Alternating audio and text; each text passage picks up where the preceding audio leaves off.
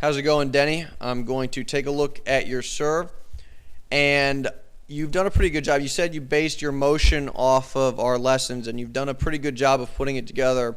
The motion looks very nice. There's a couple things I would tweak that I think will help improve your serve. And the first thing you mentioned, you said your toss was a little bit inconsistent.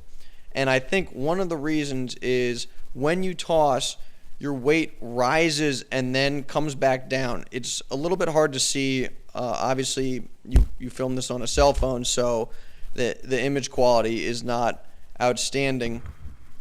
But if I play the video, what happens when you toss, your weight's going to come up and then come back down. So let's take a look. Weight goes up and then drops.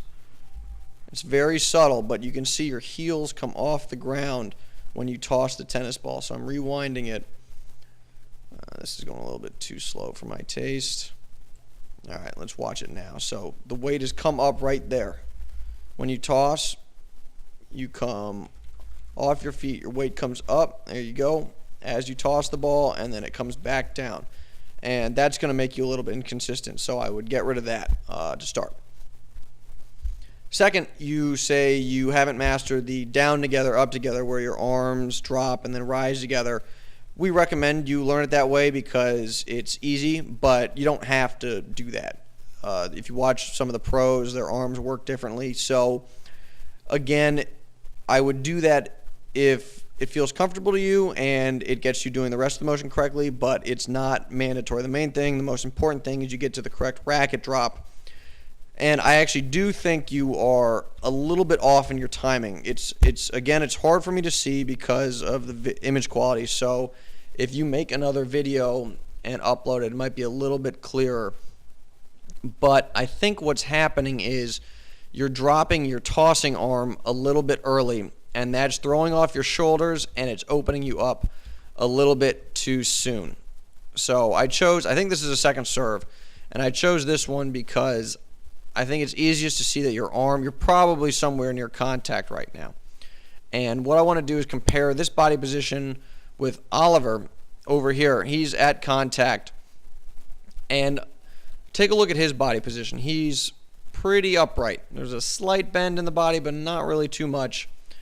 And his upper body is pretty much facing the net at contact. And if we go back to you, you are bent over a little bit more. And I think the reason that's happening is because you're dropping your tossing arm. So that's pulling your upper body down. And what that's also doing is opening you up a little bit too soon. I think you're a little bit too open right here. And again, it's hard to see it's hard to tell rather, because where your arm is, where contact is, not really sure. But I think you're dropping this tossing arm a little bit too soon. So I would hold that up a little bit longer, and maybe doing the down together, up together, like we recommend, would solve that problem. So you might want to work on that.